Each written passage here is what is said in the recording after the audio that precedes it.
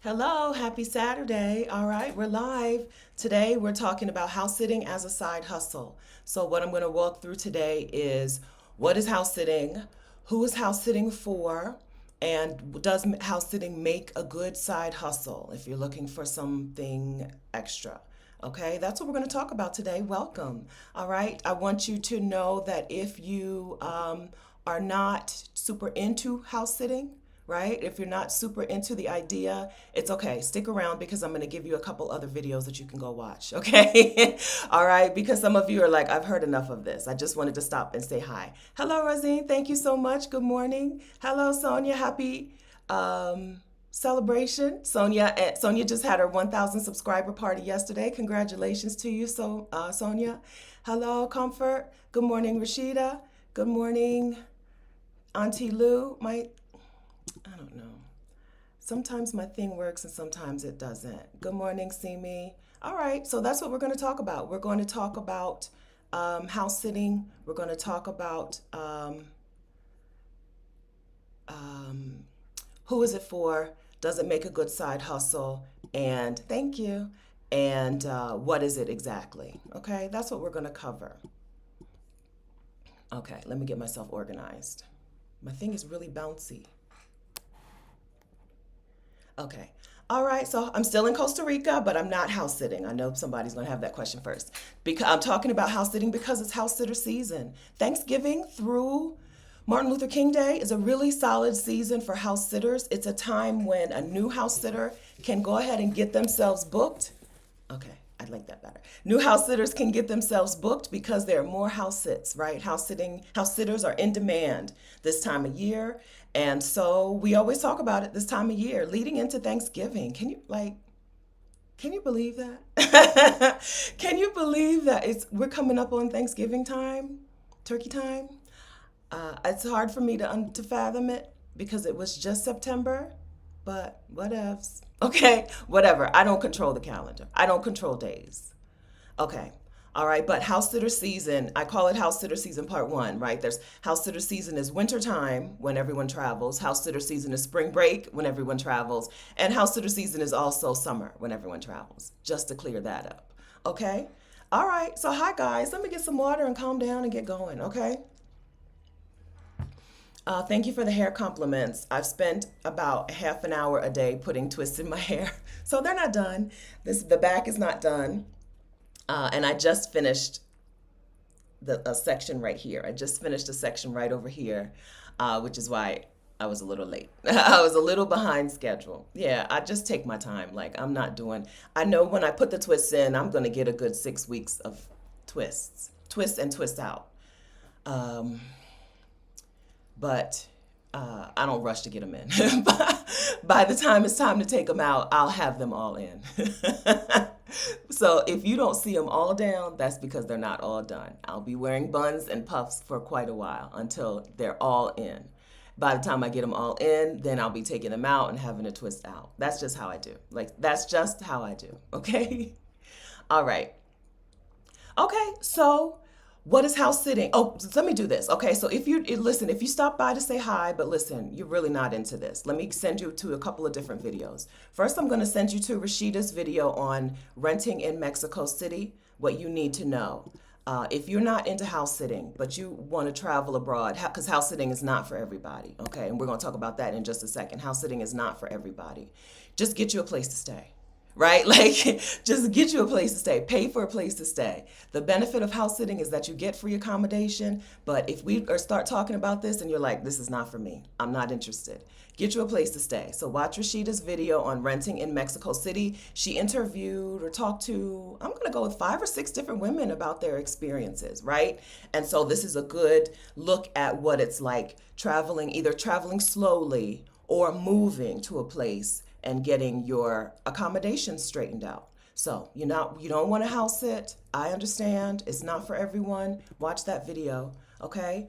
And then second, if you're not into that, I'm gonna send you to my video on it's you.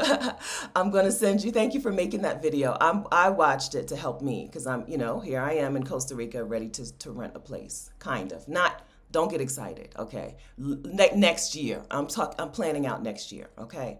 All right? The other video I'm going to send you to, if you're not into that, if you are a YouTuber or want to run a YouTube channel, if you are an author or want to sell books, want to be an author and sell books, if you are an online business owner or want to become an online business owner, I have a new YouTube channel. I made a new YouTube channel. I started a new YouTube channel to separate the do ease, house sitting, slow travel videos, to separate those from the making money and other videos. Because frankly, some of y'all don't need to make another dollar. I know you don't, okay? Go lay down. Go lay down. When I start talking about YouTube, growing a YouTube channel, growing a business, writing a book, some of you start to get ideas because you're full of ideas, but it's not necessarily the time for you to do that. Are you in a season of growing in that way, or are you in a season of doing as little as possible? If you're in the doing as little as possible season, I want you to stay there as long as you can. All right, as long as you can. I've been here for 48 years. Okay, I want you to stay as long as you can. And so I had to move these videos over to another channel. So I started a new channel. My first video is about the free tools I use to run my coaching business, my $100,000 coaching business, I must say, right? $133,000 I made in 2021. I started my channel in 2019. I started coaching actually in 2020, but maybe 2019. Late 2019, early 2020. In 2020, I probably made $800, right? Not even $1,000 probably in 2020. 2021, $133,000. 2022, I'm over $230,000 for the year. I'll end up close to 250, hopefully over 250, right? So what tools do I use? I use a lot of free tools. This thing is more pronounced than I thought it was. I should have put a little makeup on. I use a lot of free tools still to run the business, and this is a video about that, okay? And that's on my second YouTube channel, which is called Stephanie Perry Media. So, okay, that's for y'all who don't care about house sitting. You don't want to talk about house sitting, okay? I understand. You're not going to hurt our feelings if you go watch another video. You've set the time aside. You set the time aside, go watch another video that's going to be more helpful, okay? But we're going to talk house sitting now, okay? What is house sitting? Okay, Simi says, I can't house sit. I think you mean house sit where I am heading, but I would love to hang out here. Okay, hang out, Simi. Hang out with us, okay? So what is house sitting? House sitting is staying in people's homes, taking care of their homes and their pets while they're away. It's just what you think it is, right? There's no trick. There's no trick to it, right? Staying in people's homes and taking care of their homes and their pets while they're away. House sitting is usually unpaid, okay? Unpaid. What you're getting is free accommodation, okay? So if free accommodation is not helpful for you in your life, right? Because I already don't pay for accommodation. I already don't pay for accommodation or whatever. Then house sitting probably is not going to be super beneficial to you. Okay, but house sitting is staying in their home, taking care of their homes, and usually their pets. By usually, I mean 99.9% of the time, their pets. And sometimes plants while they're away. House sits vary in length. How long the average house sit is in a place depends on the place and the season. In the United States, a lot of travel is long weekends. A lot of Americans don't travel for 3 weeks, 6 weeks, 2 months. But some Europeans do. And some retirees who have left America to live in, for example, Mexico. House sits in Mexico sometimes are pretty long because there are a lot of Americans and Canadians who have retired to Mexico and they got time. I ain't got nowhere to be, right? So how long is the average house sit? From 2 days to 2 months, okay? Average house sit is probably 2 days to 2 months, if that's helpful. In the United States, the average house sit is probably 4 to 6 days.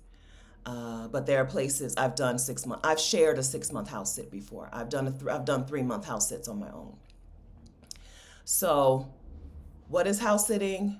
How long is house sitting? What do you get? Okay, so you get free accommodation. Sometimes you get use of the car, which is a thing. House sitting clients are sometimes they're like pretty laid back people, pretty chill people. And sometimes you get use of the car. You have to get yourself to the house sit. You pay for your own transportation. You pay for your own food. Every now and then you'll run into a house sitting client who will like stock the fridge up for you to begin with or whatever, but don't count on that. You're on your own. So basically, you live in that house for this period of time, and then you leave. What you're getting is free accommodation when you house sit. Okay? All right. Monica Adelina, I have a Thanksgiving sit for the week of Thanksgiving. Good, Monica. Do you want to share what city it is? What city it's in?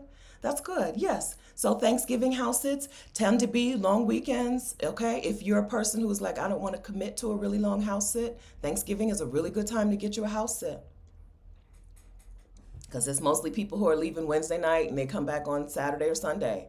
So it's a good time, mostly, right? Monica's is for a week, but mostly in the US, you're going to see Thanksgiving house sits that are just like Wednesday to Sunday or Wednesday to Saturday or Thursday to Sunday or whatever.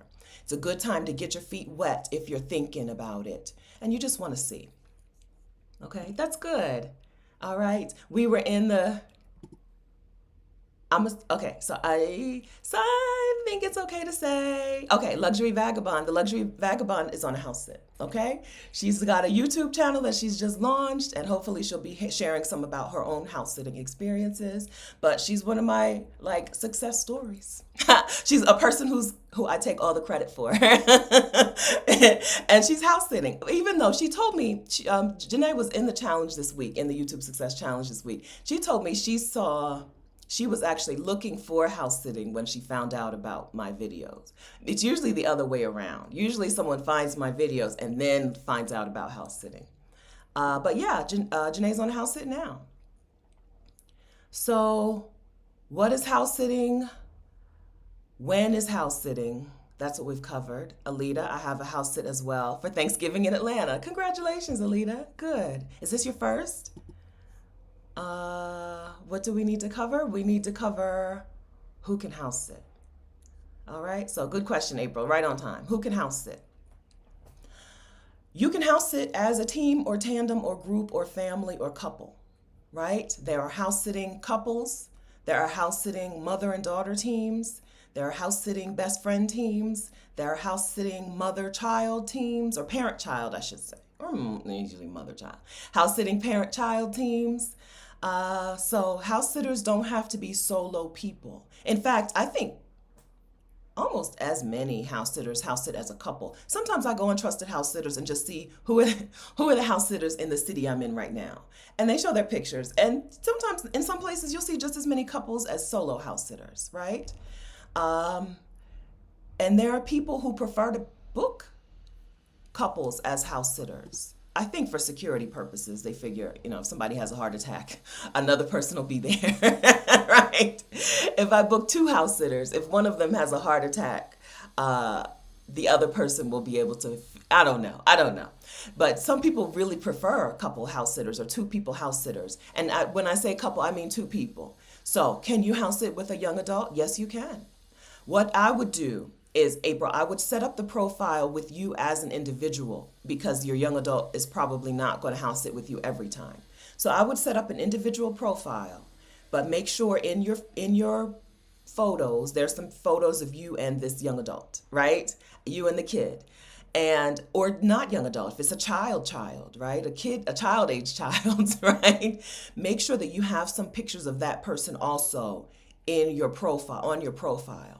Because when you apply for a house sit, you'll probably know by the time you even apply, you'll know if they're coming with you or not. So if I was going to house sit with my mom, Connie Perry, if I decided to apply for a house sit with her, I would say right away, my mom and I would love to house sit for you. Or my adult kid and I, or my child and I, whatever, my spouse and I, my best friend and I, right? Now, Trusted House Sitters rule is that you both have a profile if you're both adults, but I've not seen people do that, okay? I don't usually tell you ways to skirt the rules when talking about things, but I just want you to know that I've not seen people both have a profile. I've seen one person with the profile, and they tell you the other person is coming. right? Some people are people, everyone is an individual. Some people will be like, sure, fine, no problem. Some people will be like, no, right? I don't want to, or I don't want teenagers in my house. My cat doesn't like a lot of people, right? Whatever. Everything is negotiable or a negotiation. So there's not a whole lot that is a no in terms of who can house sit in that way. Okay? So yes, if you have a spouse, yes, if you have a child, yes, if you have a dog or a cat and you want your dog or cat to go with you, yes, I house sit for a couple. I had a couple of regulars who I haven't house sat for since COVID, but I had a couple of regular clients who had a little dog named Ruby. If you've seen my day in the life of a house sitter video, you met Ruby. And Ruby, sometimes when they book house sits, they take Ruby with them. No problem. She's a little adorable dog. But some house sits they book, she can't come. The client's like, no, right? And so then I go house sit for them and take care of Ruby while they go and house sit for someone else. So having pets, having children, having spouses, having partners, having moms are perfectly fine with some clients. Some of these people, for some people, it's just a matter of space, right? If we're a family of 5 and we have 3 bedrooms, sure, y'all can come, right? If I'm a single person and I have 1 bed and you're asking me if you and your 2 kids can come and house sit, I'll probably say no, right? There's no space for them. This house is not set up for them, right? But you don't know until you ask them. Of course, never, ever, ever pretend or like sneak people in. Never, ever lie about what's happening. But yes, okay? The answer is yes, you can house sit with your young adults. But let's talk about who should and shouldn't house sit, okay? Because most house sits are pet sits, house sitters are friends to animals. There are house sits where you're not going to have to take care of animals, but they're hard to find. And so I would poke around on a site like Trusted House Sitters and see if this is really a thing for you. Most house sits are pet sits. Most pets are cats and dogs, but not all, right? So some people's pets are fish or hedgehogs or turtles, whatever, right? So, and then some people I house sat for the couple who had the chickens in the backyard, right? So it can mean different things. Things can look different, but I would poke around on the Trusted House Sitters website before I committed to house sitting, before I paid for a membership, if I don't want to take care of animals, okay? If you're a friend to animals, come in. Okay, do it. Start house sitting today. And you don't have to like all animals. It can be only cats. It can be only dogs. It can be only small dogs, right? There are people who house sit for only small dogs out here living, right? Out here getting free accommodation all over the world. Some people have birds in the house. Birds are a thing that I don't do.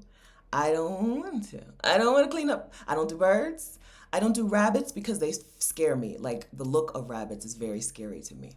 And I don't do horses because I think horses are probably, I joke about wanting a pony, but I think horses are probably like the most anxious animal out there, right? And I don't like that. I want an animal who is pretty chill. And horses seem very anxious and not peaceful.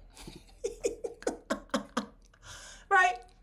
This is just you pick, right? So this is me telling you, you decide what house sits you do and don't do. I did a house sit for a family with a lot of dogs in Mexico, beautiful house in a lovely town, small town in Mexico, amazing experience. But they had the dogs in the house, or in and out of the house. They also had 2 horses and a donkey, or 2 donkeys and a horse. I never can remember. Two horses and a donkey, or 2 donkeys and a horse. I didn't take care of them. They had someone else come and stay in the guest house, the casita, to take care of them. Because sometime they had a caretaker. They actually had a caretaker on the property. If the caretaker and his family were there, no problem. They took care of the horses and donkey. But if not, then they had one time the caretaker was also gone and they brought in a second house sitter. They basically had 2 house sitters. Okay? That's my impression of horses. I don't have a good they don't seem very chill and they seem very anxious. And in my mind, I have this picture of a horse just being so upset that their owner has gone that they just drop dead. I don't know if that's ever happened in the world, but that's what I think will happen if I house sit for horses. So I don't do it, right? I have actually house sat for two different women in Mexico who had horses, and both of them had someone else come in and take care of the horses and had me take care of the dogs. And I just said, I can't do it, right? Either, and they were like, I want you to do it because I'm a good house sitter with great reviews and I knew the town and I knew the people. And they were like, okay, no problem. We'll bring in another house sitter. Because the thing about that Trusted House Sitters membership is you get a full year, you use it as much as you can. So what difference does it make to them if they have two house sitters or one? If it's just a matter of booking two people, membership costs the same. It's a Trusted House Sitters membership is an amazing deal. I do want to say, I had 1 year where I house sat for 11 months out of the year. I didn't pay for accommodation for 11 months out of the year because of that one house sitter membership, which is the cheapest, I think, is $149 in US dollars, and it goes up to $250. I pay for the more expensive one now. Or I upgraded. So my membership is kind of unpaid because I'm an affiliate for Trusted House Sitters. I've gotten months of free membership, but to upgrade to the higher tier, I paid for it myself because it's worth it. If you're traveling internationally. Okay. Okay, yeah. So cats are low maintenance. I wasn't a cat person until I started house sitting. I didn't know how amazing it is to take care of cats because they don't care. Listen, a lot of people have automatic feeders for their cats. And they have they have a couple litter boxes. If they have 2 or 3 bathrooms, they may have 2 different litter box bathrooms for the cats. And a lot of cats go outside on their own and just poop outside. Now, a lot of cats are out here pooping outside and their owners are not scooping litter, right? So cats are really easy. Some people just book a house sitter when they have cats. They just book a house sitter to make sure the cat is still alive, right? If you're gone for 2 days, I did a house sit in Wimbledon in the UK. I did a house sit in Wimbledon and it was literally one night. I got there at like 6 p.m.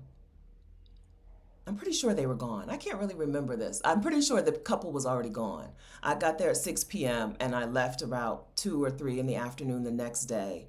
And the only reason they wanted someone there was to make sure the cat came back in the door at night and that the cat was still alive, right? Like I didn't feed the cat. I didn't scoop any poop because they had the automatic feeder. They had a little water fountain and and the cat went outside to poop, right? Like you might think you're not a cat person until you house sit for a cat. Then you'll be like all cats all the time. They don't care how long you're out of the house. They don't care. Cats don't care about you. There are some people whose cats are more like dogs, but for the most part, cats don't care. They mind their business. They mind their business. It's been a really like surprising thing that I like cats. Who knew, right? I didn't know until I got asked to take care of one and found out that they're like easy. Dog, you gotta walk dogs. Hardly ever. I've hardly ever done a house sit where you didn't have to walk the dog. It's raining. It's 100 degrees. It's muddy. It's whatever. You still have to walk the dog, right? Every now and then you'll find somebody with a really old dog in a really big backyard, and they'll be like, "Just open the door." But for the most part, you have to walk the dog. Also, dogs sleep with you.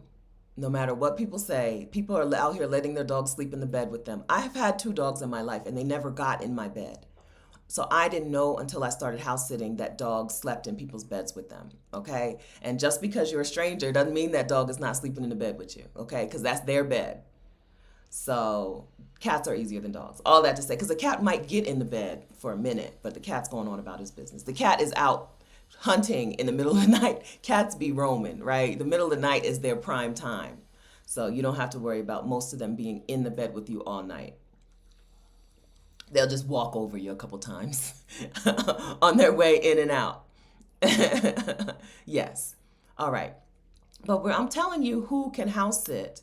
And let me talk about a mindset. So we talked about being a friend to animals. You also, to be a good house sitter, you need to be a person who does things independently. If you're a person who always needs help with things, this is something you need to identify and understand that house sitting is not for you because you are given a key to a door, you're given a door code and told this is the house and this is the stuff to take care of. You get a list or something. People always give you instructions, but everything is you figure it out. And you're actually there to solve problems. If a problem pops up, that's why you're there, right? So if you're a person who is not independent, right? If you're a person who is not used to doing things on your own and you're used to having help, getting help to do things, house sitting is not for you. Solo house sitting, anyway, is not for you. You may be able to recruit a house sitting partner, right? Recruit a house sitting buddy who'll do some house sits with you. But solo house sitting is not for you because you are in charge. So you need to be a person who is independent. You need to be a person who is reliable. Okay? So if things are always popping up and you always are leaving early or arriving late to stuff, house sitting is not for you. Okay? You need to be where if you need to be where you say you're going to be when you say you're going to be there. And if you always have reasons why, you intended, you have good intentions, but you always have a reason why you're late or you didn't show up or you can't stay, you always have emergencies, house sitting is not for you because people are building their entire itinerary around you. You can't just up and leave a house because something came up. Because there's a dog in there and that dog will die, right? And that dog is loved. That dog is one of the most loved people in that whole household. Yeah, so house sitting is for people who are where they say they're going to be, who are reliable. And house sitting is for people who don't mind taking over other people's responsibilities, right? It's not like, oh, this happened and I'll wait. They'll fix it when they get back. Well, some stuff is they'll fix it when they'll get back, right? But like there's a hurricane coming and you need to find a place for y'all to go, that is a you problem, right? That you need to take over that situation. Some of these house sits where I say they don't really need a house sitter, they're just bringing someone in. Some of it is because they know they're in a weather situation.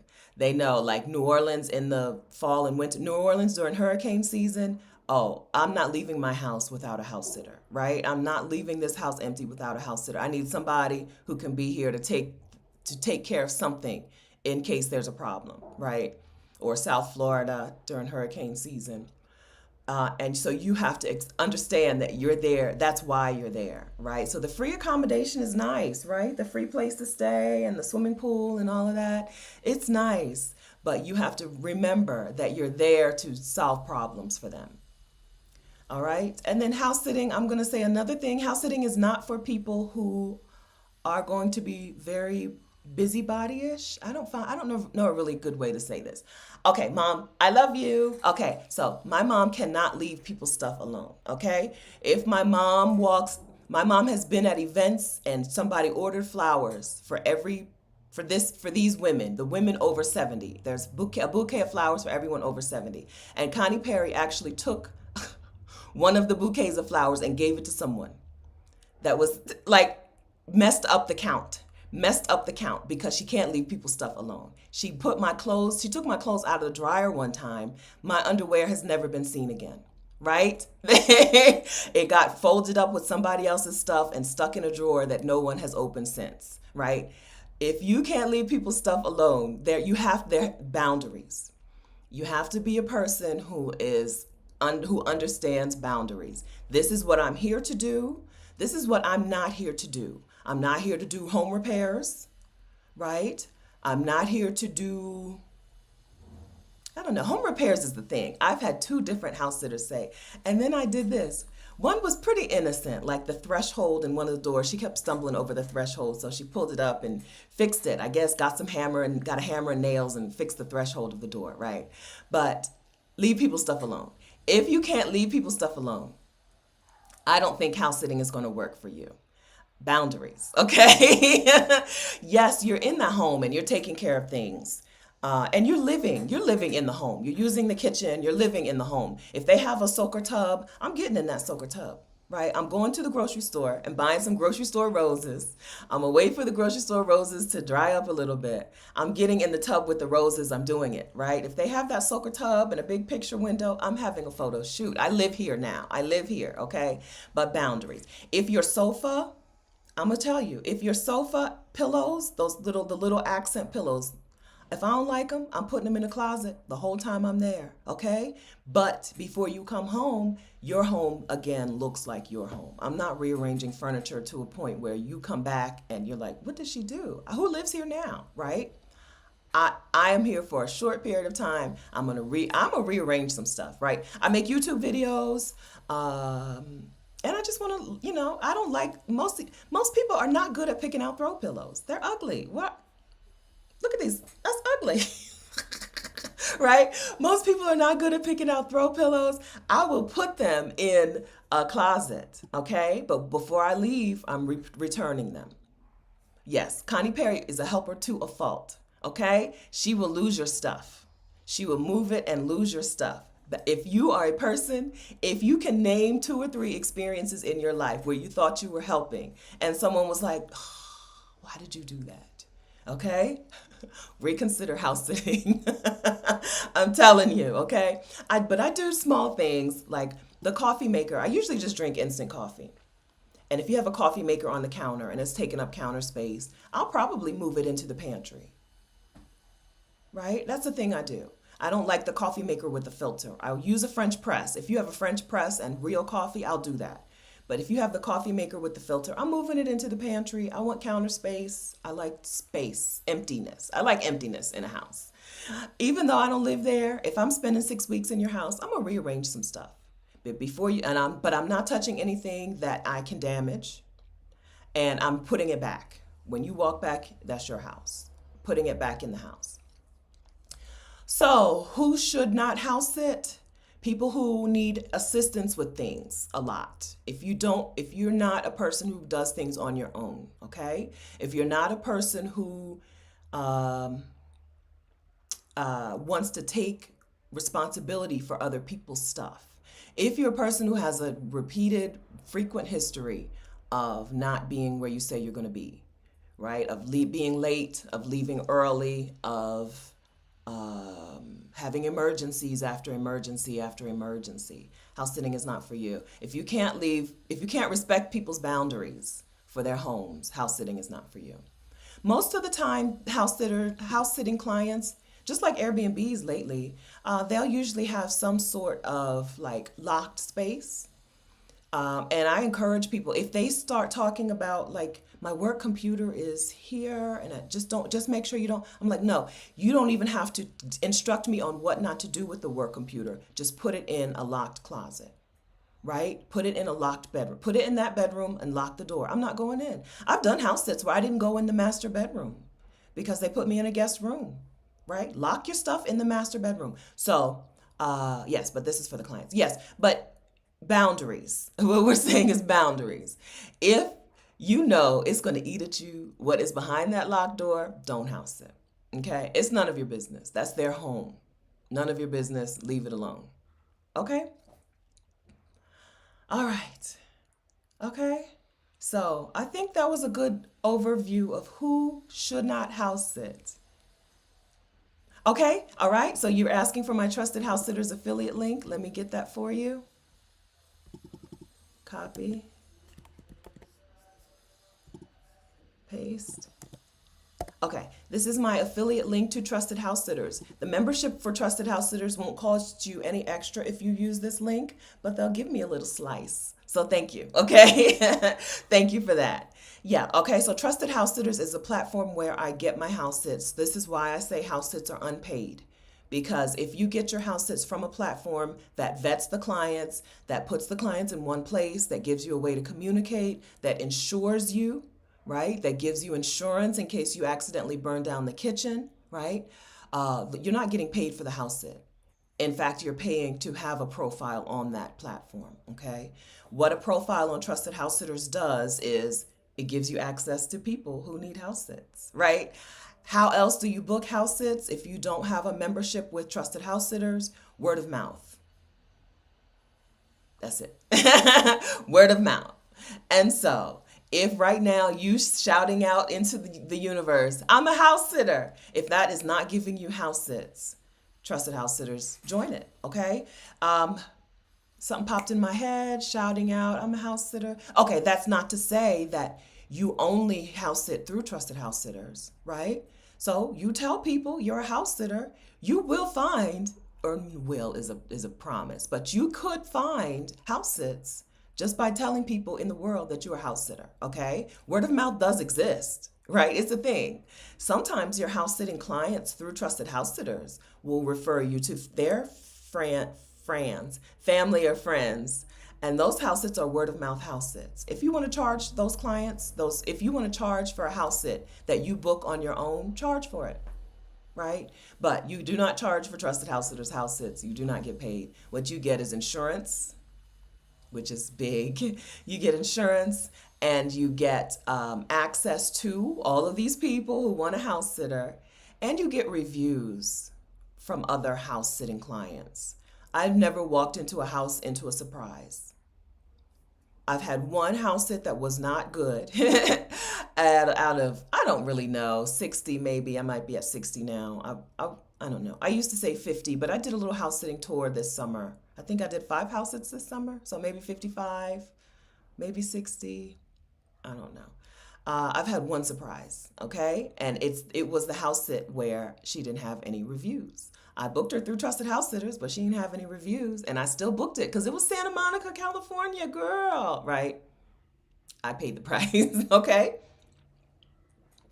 Having reviews on a platform like Trusted House Sitters is worth the money on its own. I've never walked into a dirty house. I've never walked into a house with more animals than you thought, or like more responsibilities than they told you. What other surprises could there be? That's about it. I've not. I know exactly what I'm walking into because someone else has already house sat for them and has already left a review. And I chose to apply for the house sits that I knew I was already going to like.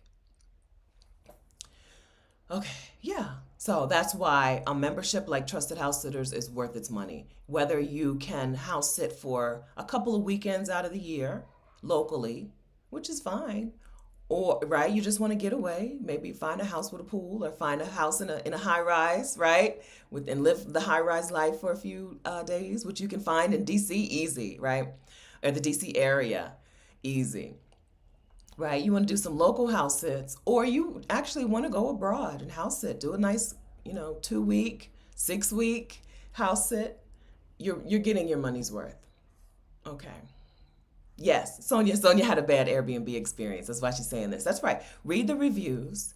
I don't go for surprises. Now, the house sit in Tampa that I did last summer, which was amazing, I did all summer long last year. They were new to Trusted House Sitters, so they didn't have reviews. So I took a leap of faith. Okay, I took a leap of faith. But I almost that I think is the first one I've done with no reviews since that Santa Monica situation, which would have been 2018, 2019, 2018, I think. Yeah. So I think 2019. It was after I started my chat. Actually, I don't really remember. I don't know.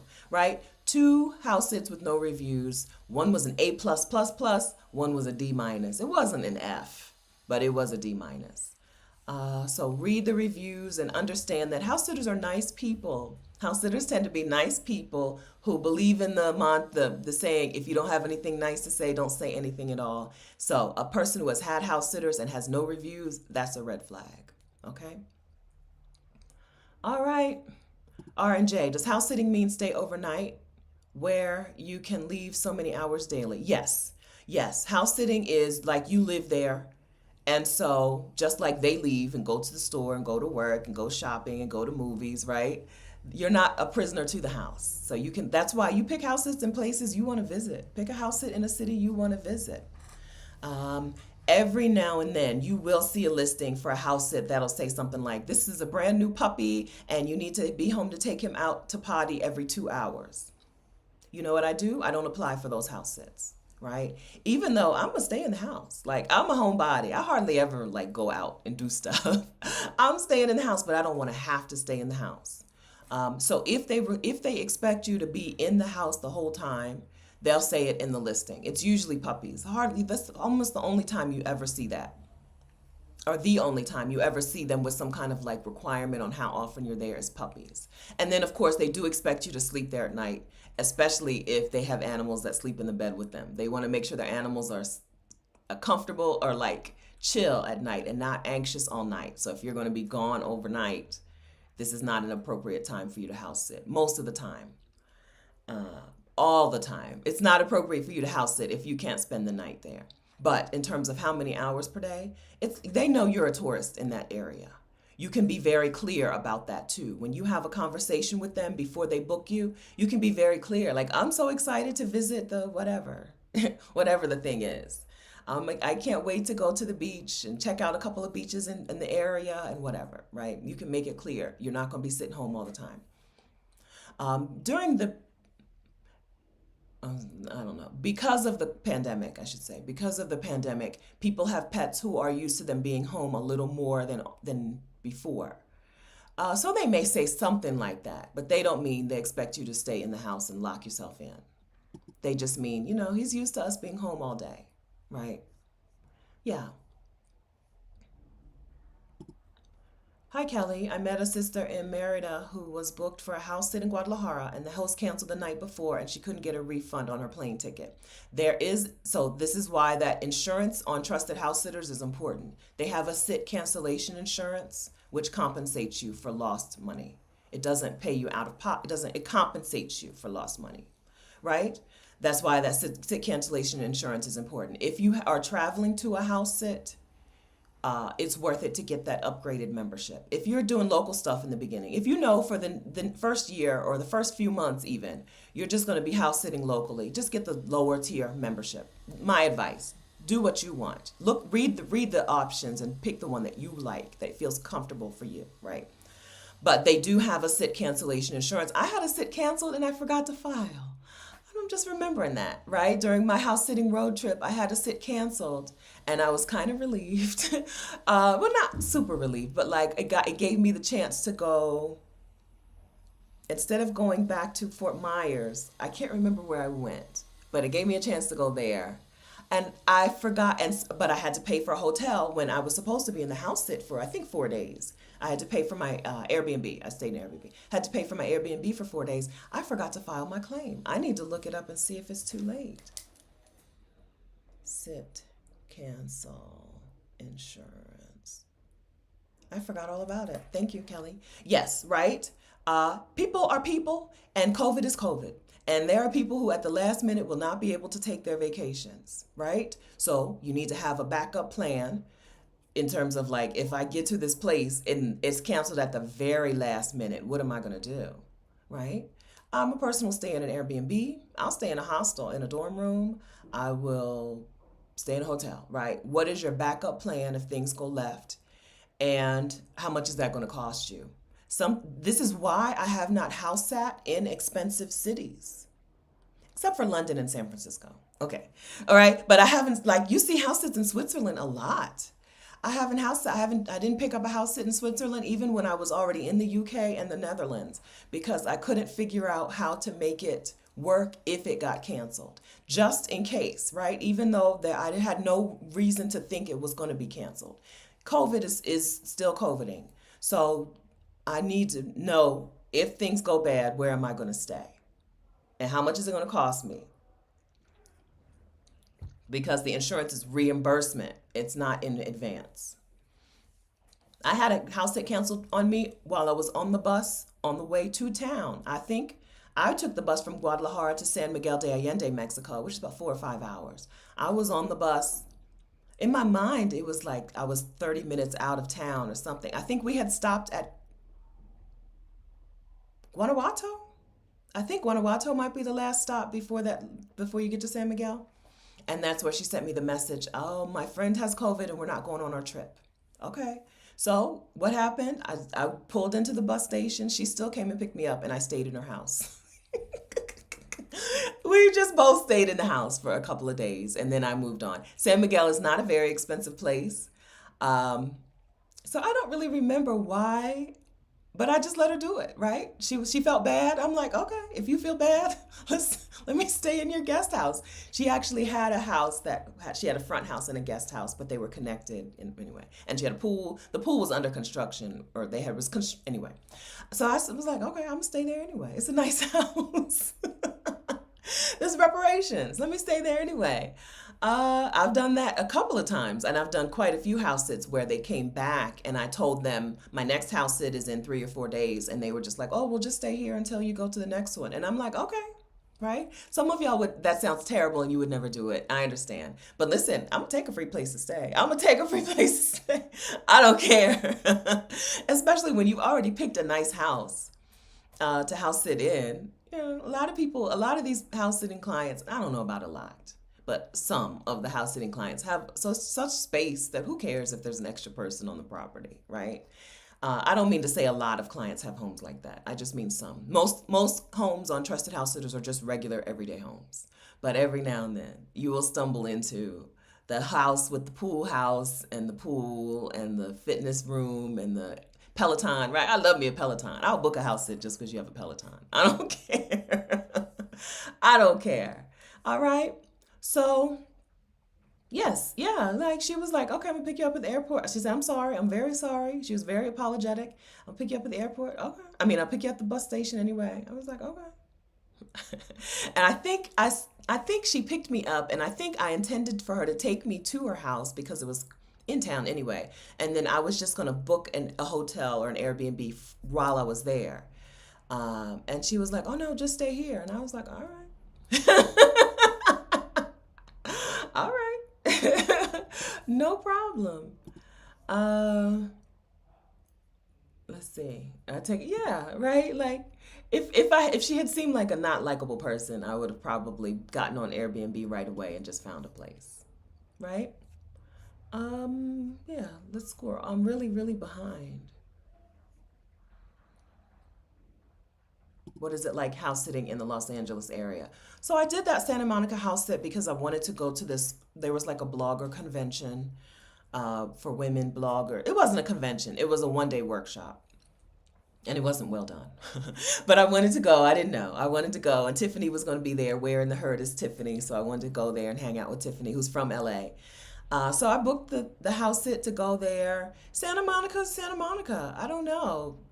Southern Californians are not friendly. People, they have good weather, right? Probably some of the best weather during a part of the year, some of the best weather in the world, and they're not friendly people. And I don't know. It was just not a nice experience overall, right? I look like this. I'm used to people saying hi to me. I don't know. People always talk to me. I look like this. There's something that tells people to say hi. Um, but they didn't say hi to me, which I didn't like. And she had a dog who was a kind of recent rescue, not a very recent rescue, but a kind of recent rescue. And he got very aggressive when I tried to take that little pronged collar off of him, and I couldn't get it off after the first couple of tries. And I called her or texted her or whatever and told her, listen, he's not letting me take this collar off and it's squeezing him. And she was like, yeah, you know what? My last house sitter called animal control on him. This is why you don't take house sits without reviews, without glowing reviews. She didn't have any reviews. She had had 3 house sitters on the, you can see it. She had had 3 house sitters. No one had left her a review because, house sitters, they want to be nice people. Um, so that's why. That's why. When I'm telling you don't take a house sit without reviews, I mean it. I don't do it. Except for that Tampa, which I mean, A plus. Other than that, I don't do it. I don't care. I don't care. I'm not doing it. I'm not putting myself in that position again. So anyway, Southern California is not my favorite place. People are not nice. Everything is expensive, and you have to valet everywhere. Why do I need to valet park? It's like a restaurant. It's just Chili's. That's not what you asked me, but I'll bash a city in a minute. Y'all know, you already know I don't like Atlanta. LA is on the list. I don't like it. I don't enjoy it. I don't, and Southern Californians, I don't care. Not nice people. Did I leave a review? That's a good question. Most likely I did to help the next person because I already had plenty of reviews at that point, right? At that point, if she wanted to retaliate against me, there was no, it's not going to stick, right? I am an A plus house sitter. I am a 5-star house sitter on Trusted House Sitters. So most, I don't remember, but I would have. Most likely I did because, for the next person, because Like when I tell you, he got, I mean, he was a medium-sized dog. He wasn't a big dog. But he backed me up against the wall. I am not a person who is like afraid of dogs, right? He backed me up against the wall. I had to give him commands, right, to get him down. And then not even, and then I told him to go I put him in his kennel and close the door, right? Like, I don't want to see you. And then after I texted her, I gave it some time and I opened the door of the kennel just so that he didn't feel like he had to stay in there. He laid in there for a little while, and then I turned on the TV, and he came and tried to lay up on me on the sofa. I'm like, no, we're not friends.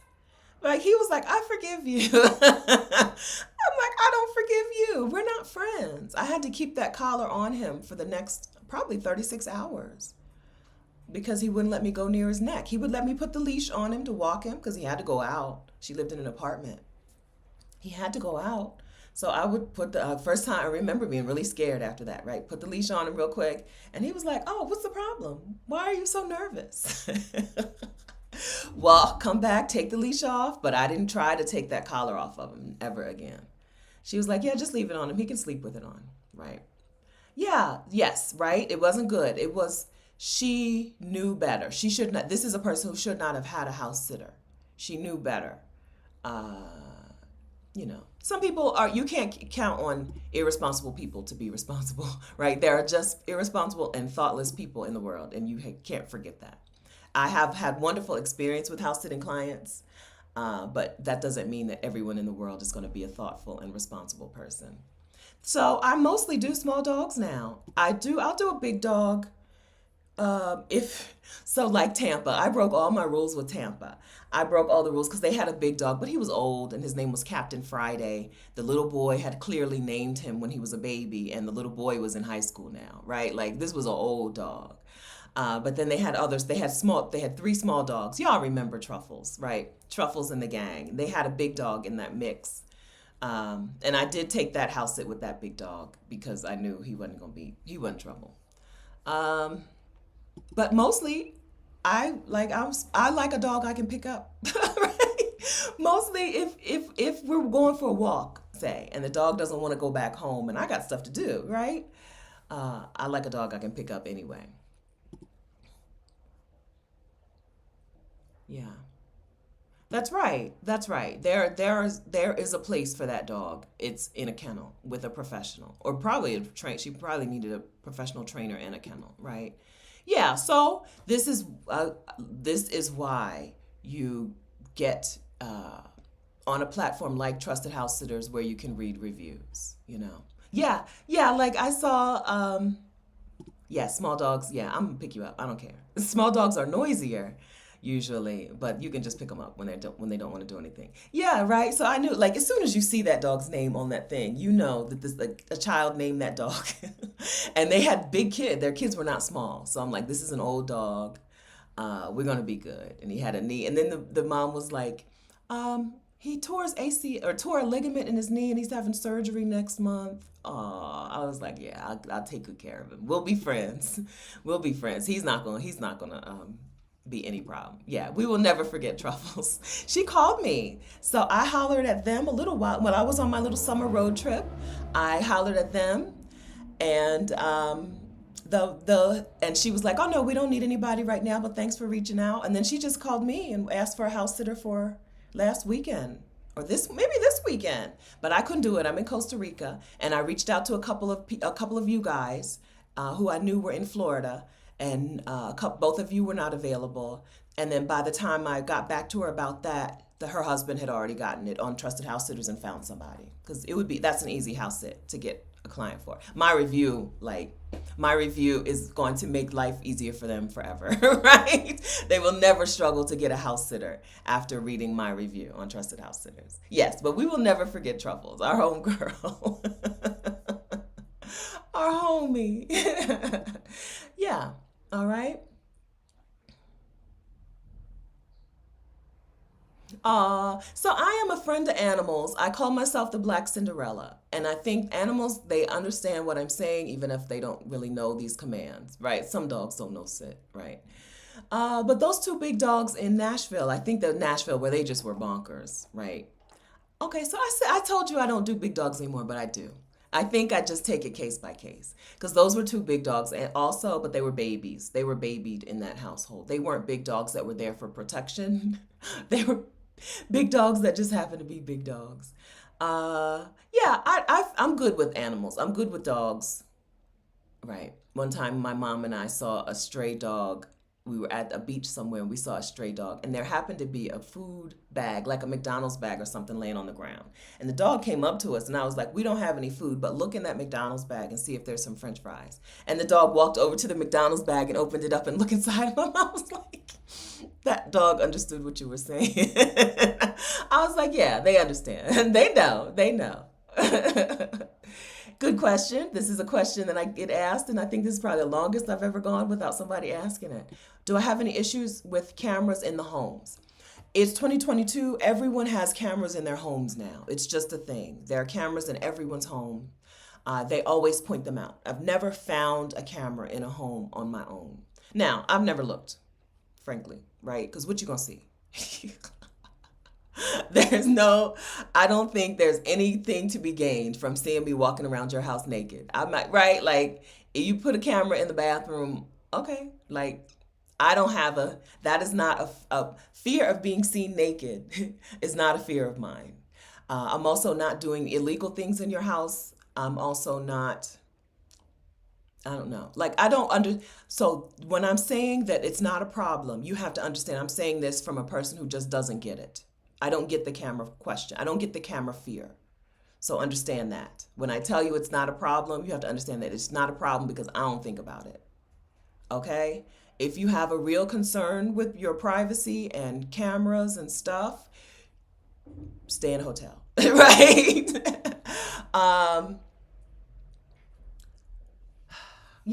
but no, I've never had a problem with this. But the question itself makes me think that maybe house sitting is not for somebody who is very concerned about something like that. I don't know. Is that a bad take? And what am I missing? Because no one ever explains to me the camera situation, right? Like, there's nothing. I got nothing. It's not profitable. I don't have a body you're gonna make a profit off of selling my shower pics. I don't. I got what everybody else got. They're 48. Everything I got is 48 years old. I don't know. So it's just not a concern. So, yes, but people, yes, have cameras and they've always shown them to me. Sometimes there's cameras aimed at the doors and then cameras aimed at the where the pet plays or sleeps. It used to be, you used to see that all the time when people used to go to work. They would have a little doggy cam so they could watch, like Valentine. She had a little doggy cam and it was pointed at a little place where she liked to nap in the middle of the day, you know. Um, but I've never come across one without them saying it. And sometimes I don't even bother to cover it because, like, they're on vacation. They might want to just peek in on Valentine for an hour or two, right? I'm just laying on the sofa reading a book. Like, I'm not doing anything that they're going to find fascinating or interesting or money making or illegal or whatever. It's just never been a thing. I don't think so. Here's the thing. But we're not exceptional. We're not exceptional. I'm not an exceptional person. I am not the only person in the world with jiggly thighs and boobs that sit in my lap. I'm not the only person. I don't think there's any money in it. Right? It's so much easier to get pictures of naked women than to go through the process of getting a house sitting profile, booking a house sitter, leaving your home, right? Going somewhere and then coming back. That is the least efficient way to get pictures of naked women. So I don't have that fear. I've never had that fear. I've never closed these curtains. There's a curtain on the front door. I've never closed that curtain. I walked in my underwear to the front to get my water for this session because I wasn't dressed yet. I didn't worry about the curtain being closed. Like, people seeing me naked has never been a concern. I've been in the army. In training in the army, we showered in a big room. It was just a room with shower heads all around the room. Hundreds of women have seen me naked. Maybe, yeah, hundreds is right. Because I was in training for a long time. The pharmacy technician training was a long time. Hundreds of people have seen me naked. Nobody has ever gone, oh my God. What? Where my phone? Nobody. Nobody. Cameras are just not a concern that I have. I don't, and I will never understand it. And so when I tell you it's not a problem, you have to understand that that is coming from a person who just doesn't get that. Okay? I just don't get it. So you need to decide for you if it's a concern. You know what I'm saying? See, yes, Tracy said, just cover my feet so they're not selling my feet pics. That's the money. That is where the money is. Okay, when you ask someone when you ask someone a question, you have to understand that they're going to answer from their point of view, right? So I'm answering this camera question from the point of view of a person who is maybe I'm an exhibitionist, right? Maybe I really just don't care. I just don't care. Okay? Stipends. Hi, Monica. Stipends for emergencies or vet arrangements are made by homeowners. Yes. So before you house it for someone, they should have done a few things, including contacted the vet to make arrangements in case you need to bring the pet in so you don't have to pay. I've only had to take one in, and he was a trickster. I took one dog to the vet, and he wasn't even sick. He was faking. He really did fake being sick. Kojo faked being sick because he missed his mom. Okay, so the arrangement was just, okay, we'll bill her when she gets back, and that's probably most vets' offices. Vets' offices, I think, are probably the best healthcare providers in the country and the most interested in actually providing healthcare for their patients. So I can't imagine too many vets' offices being like, no, girl, you got to pay now, right? But I do have clients who will leave me cash for this and that. Because I do longer house sits, I've had clients say, you're going to have to pay the electric bill and the water bill, and here's the cash. In Mexico, that's a thing. The bill comes every 2 months, and when it comes, you got to pay it. Like, you got to pay it. There's no wait until she comes back to pay the bill. It's coming. It may come on the day it's due. It may come the day after it's due. You got to pay that bill. So I've had clients leave me utilities money. I think only Mexico. And then, some of them will leave you a little tip cash, just a little cash, right? This is yours and whatever. I do every now and then that as well. He did fake being sick. Like, you never see, dogs are greedy, and you never see a dog not eat for 2 solid days. He didn't eat any food for 2 solid days, and he was a pretty small dog. I was like, this is not good. He just laid around. And she told me, you're going to have to do some tapping. Okay, so people's dogs are their family members. She said, do you know EFT tapping? You're going to need to do some tapping on him. When you get to about, I think she was gone for 30 days. When you get to about day 10, start tapping, okay, to let him know how many days left, right?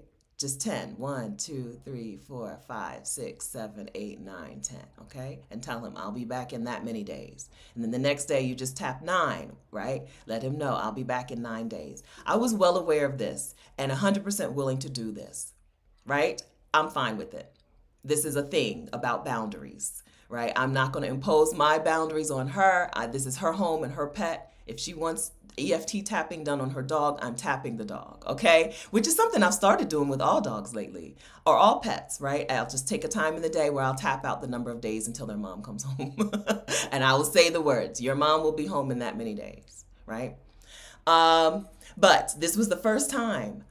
The problem is, he got sick around day 14, or not sick. He pretended to get sick around day 14. I hadn't started tapping yet. She told me to do the last 10 days. I hadn't started tapping yet. I mean, when I tell you, I thought he was sick. I took him to the vet.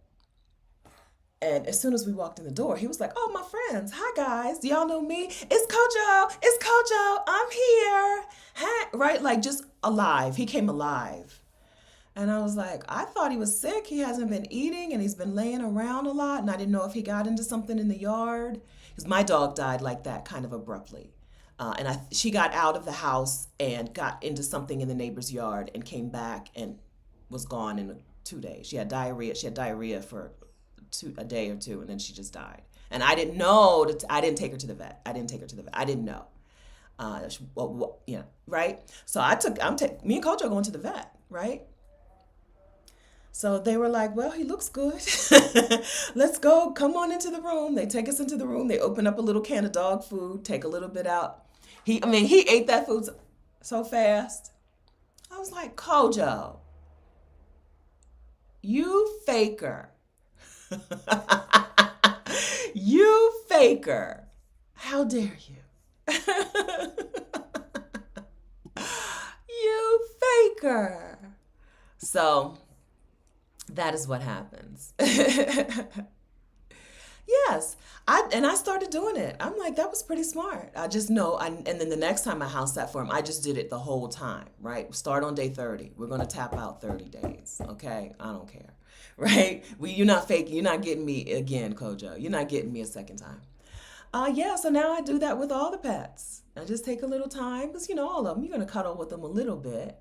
Just take some time and tell them, this is how many days until your mom comes back. And I hope that they can tell that it's fewer taps as we go. She told me, she tried to warn me, he's very attached, right? And right? She knew, but he still got me. He still got me.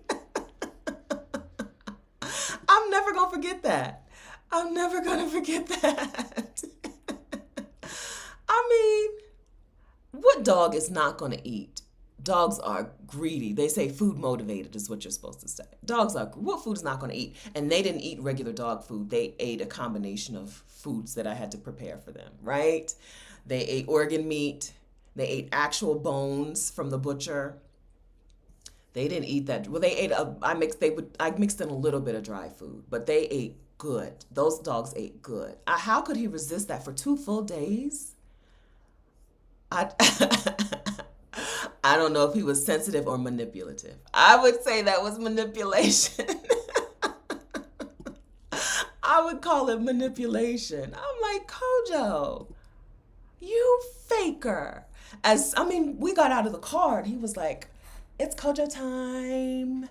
You guys haven't seen me in a while, but I'm back. Hi, guy. He was just alive in that waiting room. When a woman was there, she knew them. She's like, that looks like Kojo and Sophie. I said, yeah, it is. I'm their house sitter. And she was like, oh, why are you here? And I was like, good question. Good question. Why are we here, Kojo? When I tell you, the animals, people love their animals and they treat them like their favorite family member.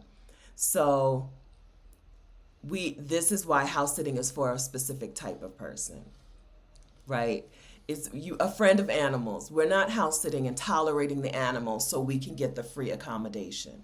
We are friends to animals. We take good care of them. We take a bunch of selfies with them, right? This is mostly how I know that you guys like animals this is mostly how I know that you guys are out house sitting, because house sitter school is a download. And so you don't have to go through me to get house sits, right? I tell you about it, I teach you about it, but I don't know if you're doing it.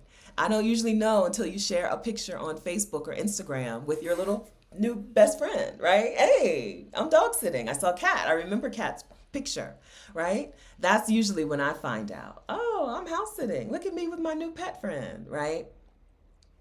So, house sitting is for people who are a friend to animals and not just going to tolerate the animals so you can get a place to stay. That's not right. Just pay, right? Just pay for a place to stay. Just use points and miles, right? Points and miles will take you far. Get yourself up on the points game. If you got the 2022 Exodus Summit All Access Pass, you have the replays from 2020 where we talked to Vicki Walker, who at the time was an employee of the Points Guy, and she did a session on points and miles.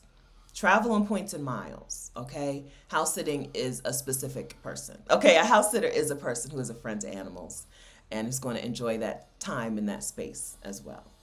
Erica says, begin with the tales of Kojo. His mom should write something because she's got better stories than me. Because they have very distinct personalities. Two of the same breed of dog, very distinct personalities. They're hilarious. I've house sat for them twice now, but I think one of you took my gig. I don't mean that in an accusatory way. I couldn't do a house sit for her, and one of you, somebody here in the community, house sat for her in Mexico, and I think you're probably doing the regular for her now because she hasn't contacted me about December, which I'm not available for anyway. I don't mean that to sound mean. I'm joking. I'm joking. I'm glad, right? Okay. Yes, Femi, I want to try this. I'm moving to Texas. This may be something I can do. So we haven't talked about where is house sitting. We talked about what is house sitting and who house sits. Let's talk about where is house sitting. House sitting is very popular in places where you find people who have moved or transplanted there. So in the US, house sitting is very popular in Florida, where you've got a lot of retirees who have come from all over the country to Florida. House sitting is very popular in central Texas, like Austin, where you've got a lot of people who have come from other places. House sitting is popular in up and down California, right? Northern and Southern California.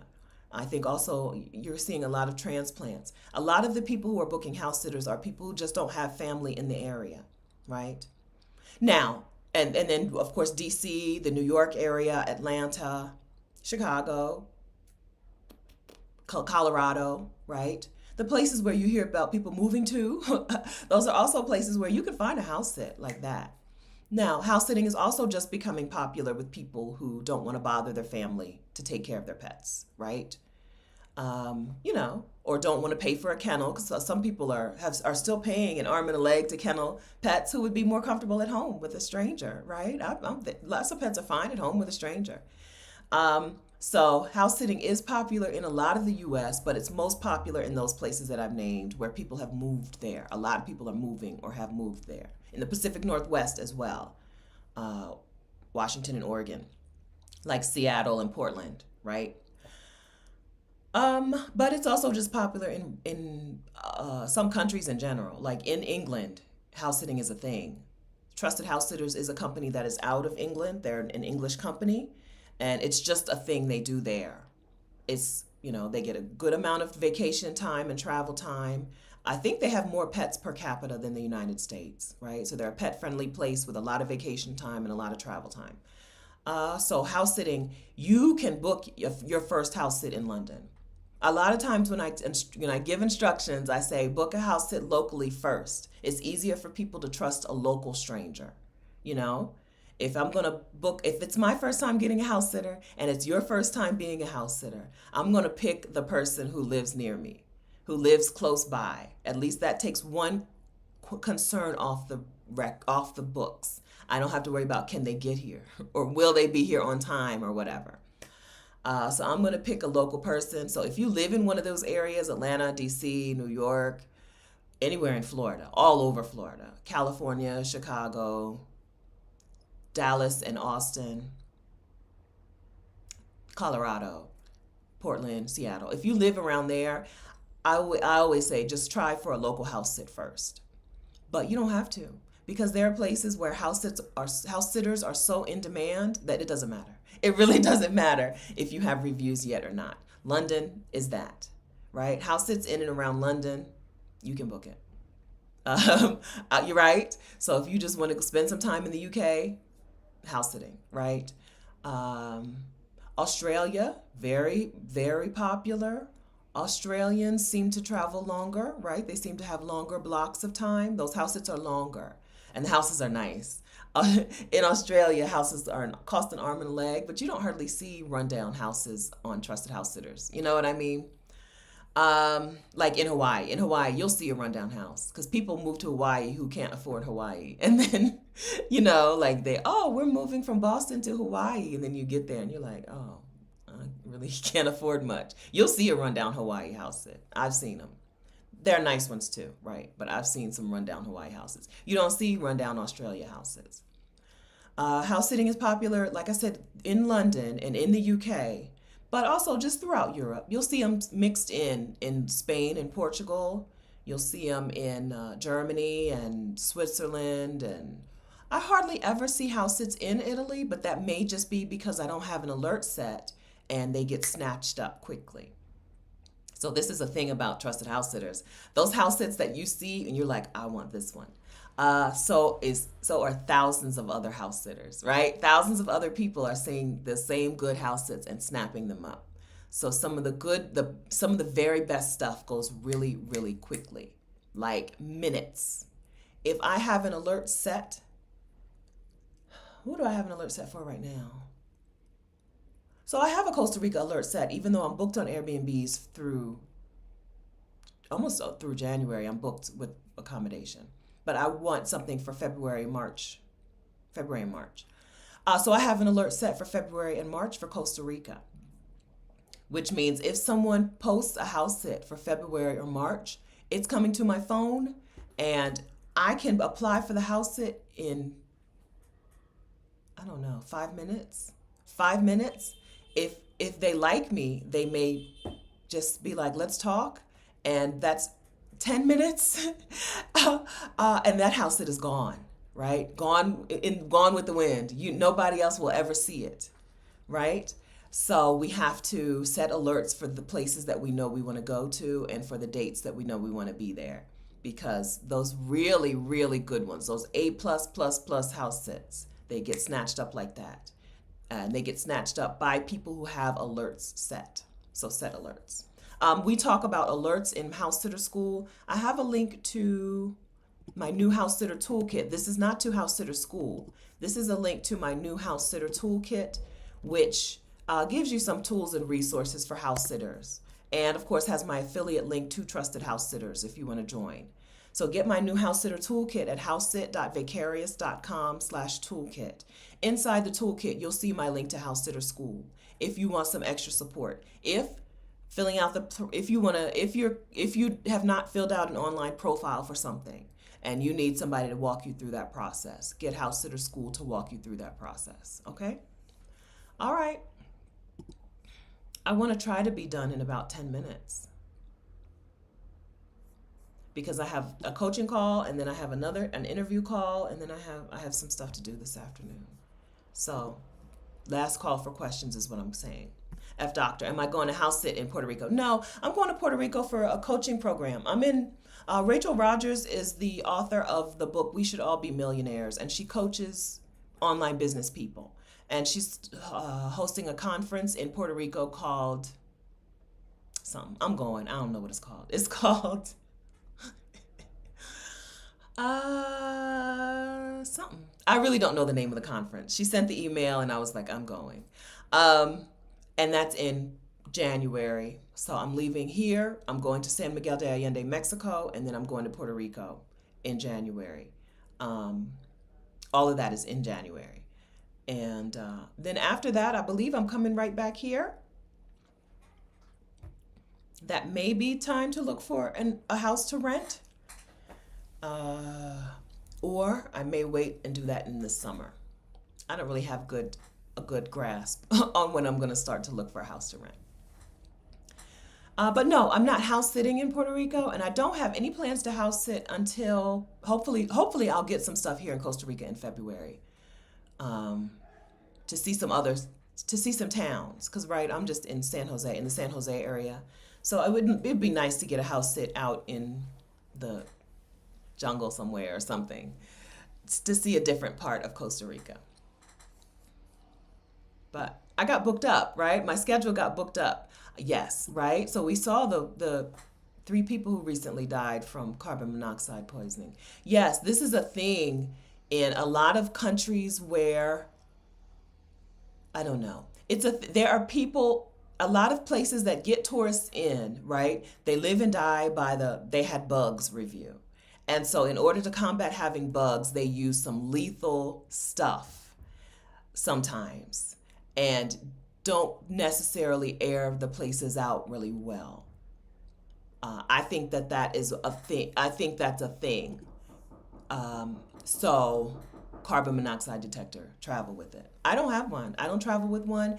And most of the Airbnbs don't have one. They should require one. But It's important. A lot of these places live and die by one person saying they had bugs. And so they go out of their way to combat bugs and use some lethal stuff sometimes. And it'll kill you. It'll kill you, right? That or a fireplace not properly maintained. That kind of stuff will kill you on your vacation. And we don't want that, right? So I'm a window open person. I feel like my mom and I may have had a problem. My mom and I had headaches. I guess I shouldn't say that. Well, yeah, okay. So my mom and I had headaches in our Airbnb in when we were out in Cartago, and we used that fireplace every day, right? Maybe we should have checked on things, but we also just kept windows open. At any given time, there was always a window open. But we did like I got a headache while I was live, and the fireplace was on, right? So that could have been some carbon monoxide, right? Because that's a fireplace thing too. It's Janelle. They're building a house right next door. Like I can't tell you how close. They're building a house right next door. So there's construction noises. It sounds like they're in the house with me.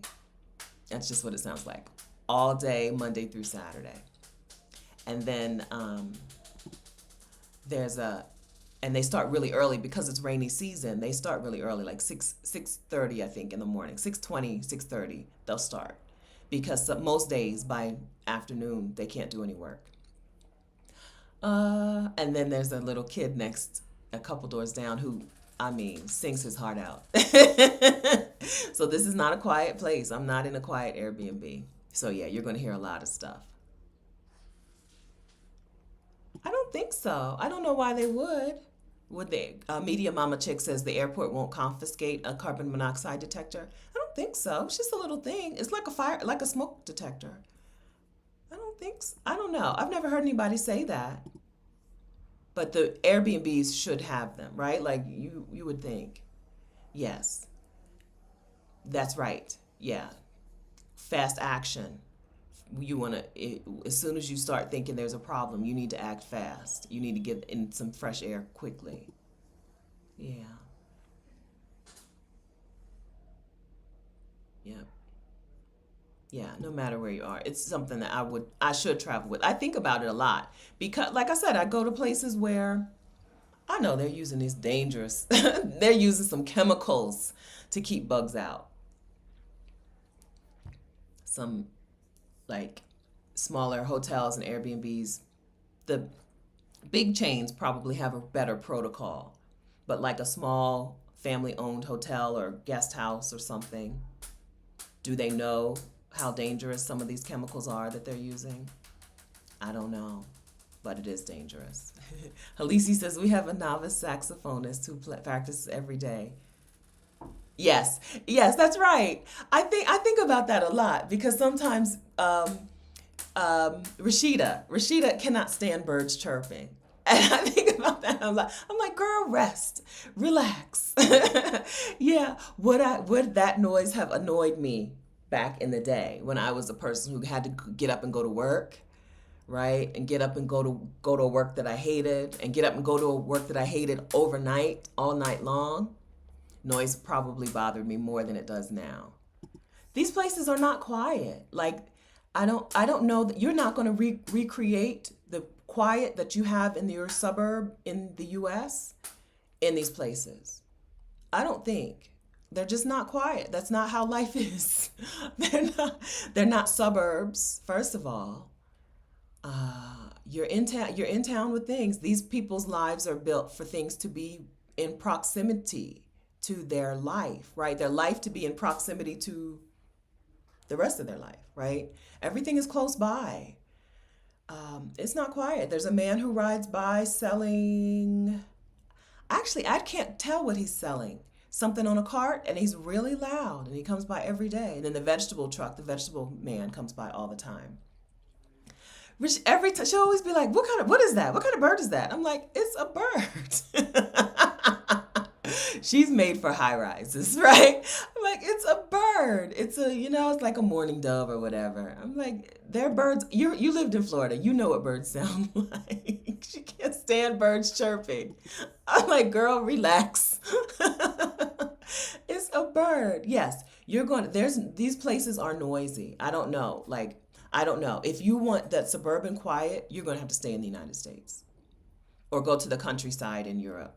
Because even the country in Mexico, the small town in Mexico was the loudest place. San Nicolas, oh my gosh, fireworks all the time, church bells all the time, dogs barking, roosters crowing all day, right? Roosters do not just crow in the morning. We think that roosters just do the thing in the morning. No, anytime they feel like it, they will do it at 2 o'clock in the morning if they want to. If he's got a song in his heart, he is singing, right? These places are loud, they're noisy. But you may not care about the noise when you're a different person. I believe that. You're in a new environment, you can be a different person. And you may not care. The things you think are important to you today, like noise, may not be important to you in a new environment. If you ain't got to get up and go to work, who cares? When I tell you from October through mid-December, it's loud in San Nicolas and Lake Chapala and Ajijic, Mexico. It's loud. Like, people leave. People who own homes there pack their stuff and they leave town because it's loud. That's why I get to house sit there so often from October to December. It's loud, right? So you got to deal with it. You've got to understand that you're not taking. Sandra had a real good conversation with Charisma the other day. I was going to say Charisma. With Charisma the other day about, so you can leave and go abroad and improve your lifestyle, but it may change. It's going to change it may change your standard of living. Lifestyle and standard of living are two different things. Lifestyle and standard of living are two different things. I think that was a wonderful conversation. That was on Charisma's channel, right, Sandra? But it was Sandra and Charisma talk together. Sandra is from Lack to Legacy, and Charisma Cares. I think her channel is Charisma Cares. Really, and fireworks. How did I forget did I say fireworks? How did I forget the fireworks? Like, it's loud. I don't know how to tell you. It's loud. These small towns in Mexico are loud. They're adorable. They're beautiful. They have tile on the steps, right? And the ceiling of the house is brick, and it's a brick pattern, and you just want to lay in the bed and look at it all day. It's beautiful. There's bougainvillea for miles. Everywhere you look, all you can see is bougainvillea for miles. It's beautiful, okay? It's loud. It's loud. It's loud. People who live there pack their stuff and leave if they can't deal with it because it's loud, right? So the standard of living will change. If you're coming to a country, like coming to a Mexico, coming to a Costa Rica, coming to a Panama, your standard of living will change as your lifestyle can increase. You can improve your lifestyle, but there are some standard of living things that are going to change, like the quiet, right? Like you move into an apartment and all of your utilities and all of your appliances are included. That's a standard of living thing. In Costa Rica, the kitchen can very well be a room. Not only are there no appliances, you got to put in your own countertops and cabinets, right? So standard of living versus lifestyle. You may see a decrease in a lowering of your standard of living, right? While seeing an increase in your lifestyle. What do you have time for? What do you enjoy? Do you have community? Do you have real fresh food? Do you have access to real fresh food? Do you get to walk to places and enjoy time in nature? Right? You can improve your lifestyle by coming to these places, but there's going to be a change in your standard of living. I love that conversation. I appreciate you guys for putting that so clearly. I've never been able to say that in that clear of a way. Where is the quiet? I don't know. Countryside in Europe, maybe? Not the countryside here. We are roosters, okay? I don't know, but I don't know. I think maybe the quiet will be less of a priority because you know what? Some stuff I don't hear it. I don't hear it, right? Is it because I'm a different person? I'm not tightly wound. I'm not wrapped up in anxiety and whatever the things that you're feeling in the United States.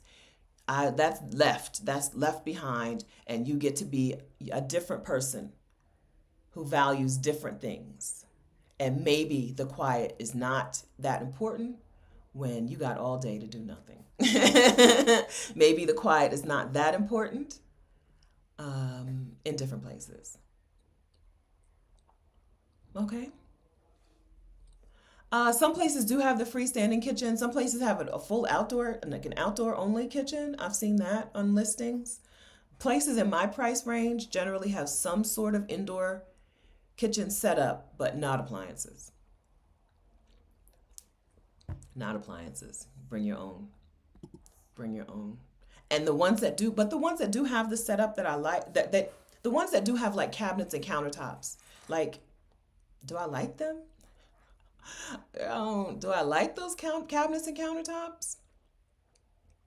Maybe I would rather get a kitchen that's just a room and do it all from scratch, especially if I think I could stay in that house for 3 years. If I'm renting a house to stay in that house for 3 years, would it be worth it to buy the cabinets and countertops that I like and then just do whatever? So I assume people sell them when they move if they don't, because you can't just set up the same setup in a new house.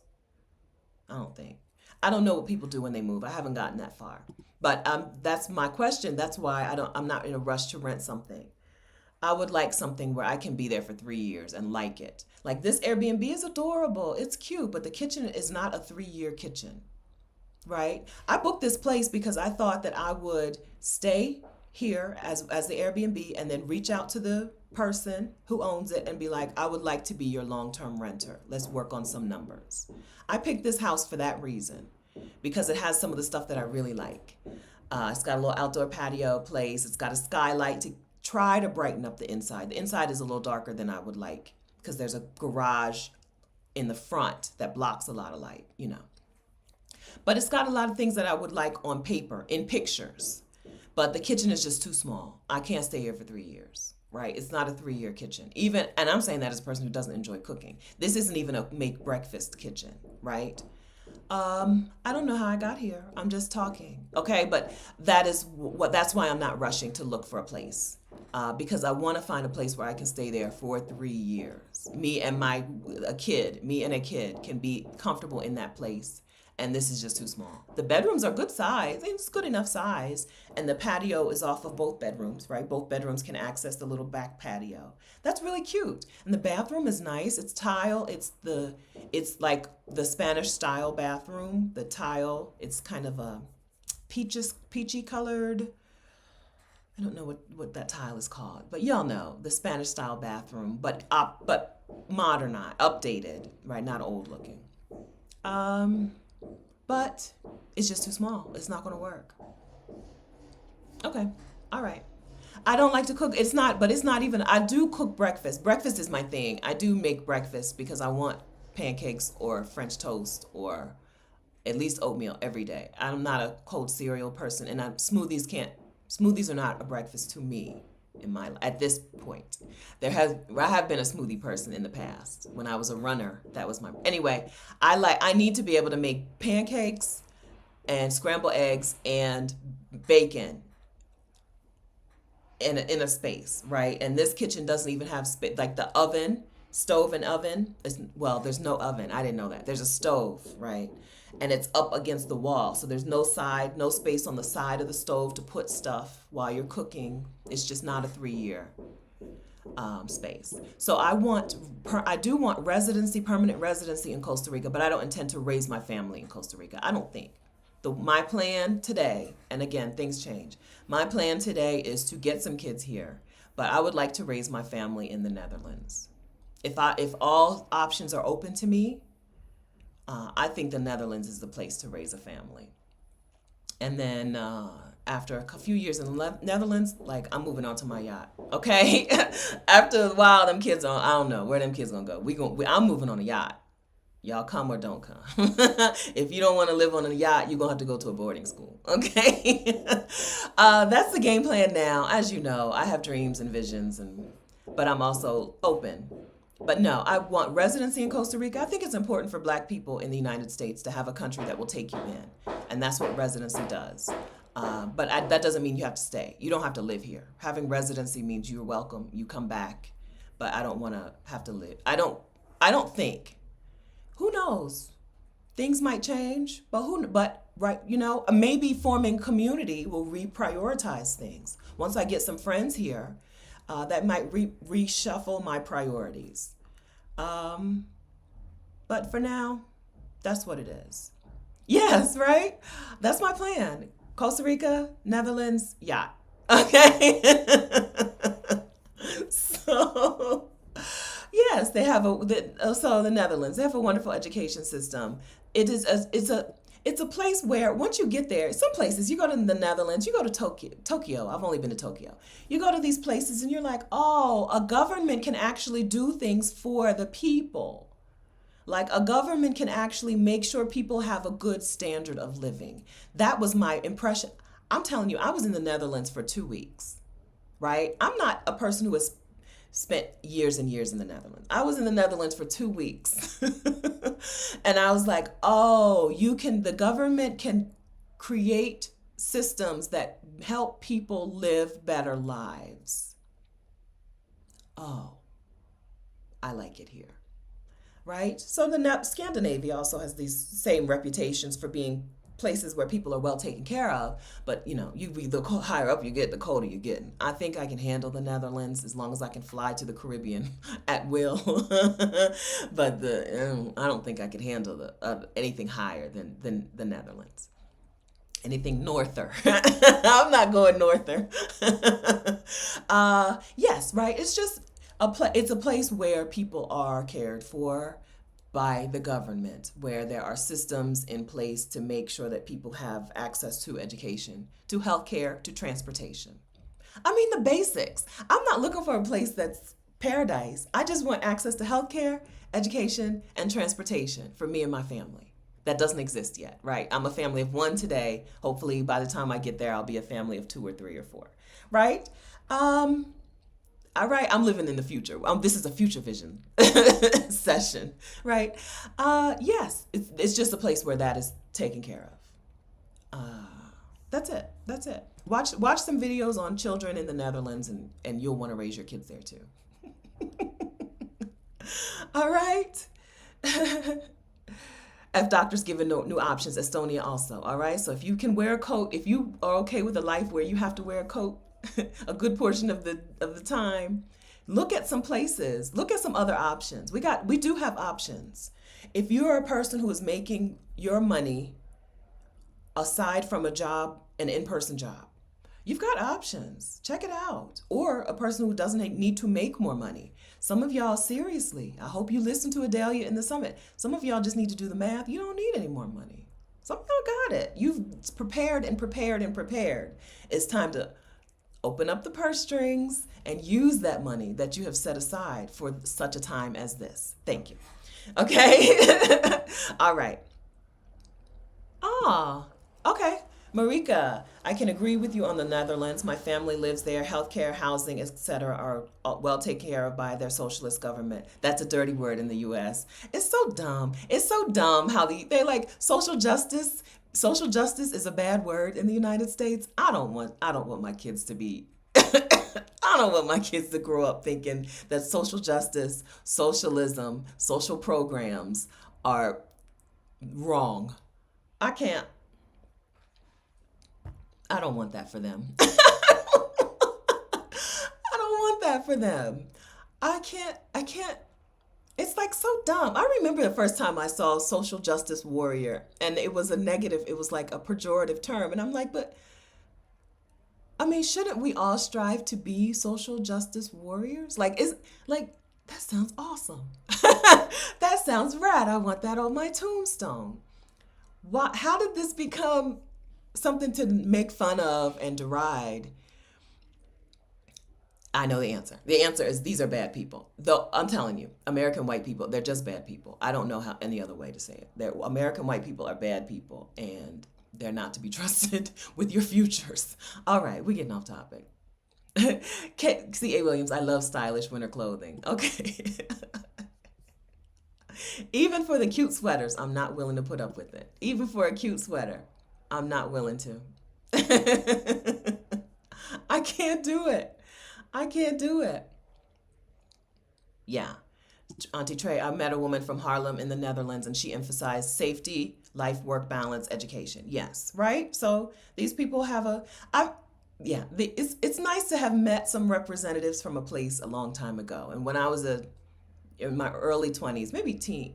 No, after I graduated from high school, I worked a job in a phone call center for a bank. And I sat next to a woman named Connie from the Netherlands. And man, was she just a nice person and a fair person? Like, she was good to others, and right? And that was my first introduction to Dutch people, right? Then I traveled for a long time. I met Claire, very much like Connie, a good person, very in charge. Dutch women are in charge of things, but just a person who thought of other people as humans. That was my first thought, especially thought of Black people as humans. That was my introduction to the Netherlands, and I've been into it ever since. So again, like the cameras thing, you need to understand that my perspective on the Netherlands is coming from me, a person who values certain things, doesn't value other things, and who is totally fine with judging a whole community of people based on like 2 or 3 representatives. Okay, you need to understand that about me. I am going to extrapolate. Is it extrapolate or interpolate, right? I've worked with some women from the Philippines who were really nice women. So I believed that people in the Philippines were nice people. I got there and they were. I was right. Stereotyping works for me. Okay? If you're not a person who's willing to stereotype what other people are based on a few representatives, then, you need a different system. I have no problem stereotyping. I lived in Ohio. I grew up in Columbus, Ohio, in Westerville, Ohio. Those white people were not good people.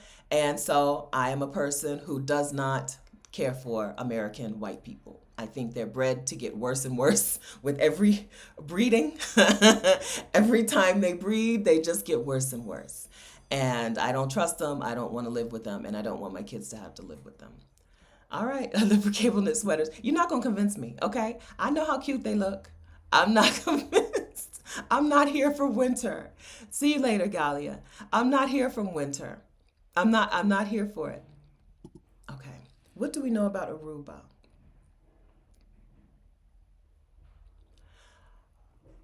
Oh, so the Netherlands. Okay, so people in the Netherlands, if you have residency in the Netherlands, you have some sort, I didn't do my research, okay, but you have some sort of residency in Aruba, Bonaire, Curacao, in the ABC Islands. They don't need permission to travel from the Netherlands into those islands. So if you had residency in the Netherlands, you wouldn't need residency in the islands to come to the islands freely. That's my understanding. Do your Googles. I don't, but that's my understanding. They had their own line in the airport. They went through the line with the residents of Curacao.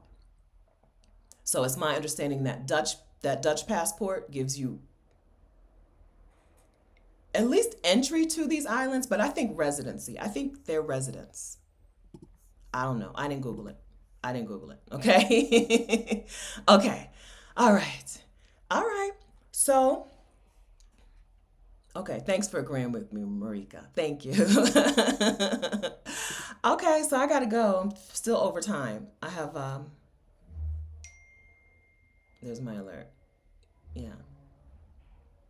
I have a coaching call and I got to order some breakfast because I don't have time to make breakfast. So I got to order some food before I get onto my coaching call. Okay. All right. So we've talked about who can house sit. We talked about what house sitting is, where house sitting is.